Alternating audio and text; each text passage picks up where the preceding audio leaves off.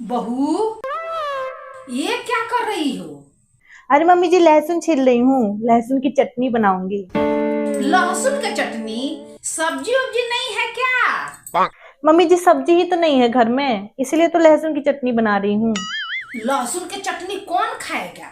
बेटा से बोलकर होटल से कुछ मंगवा ले रहे हैं। बहू, मेरे लिए मत बनाना, मेरा पेट खराब है। मम्मी जी, फिर अकेले के लिए क्या ही बनाऊं चटनी।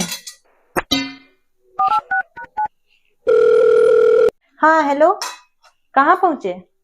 सुनिए ना, आते वक्त रेस्टोरेंट से ना मटर पनीर, तंदूरी रोटी, दाल मखनी और गुलाब जामुन ले लीजिएगा। और हाँ हेलो, मम्मी जी के लिए कुछ मत लीजिएगा, उनका पेट खराब है, वो कुछ भी नहीं खाएंगे।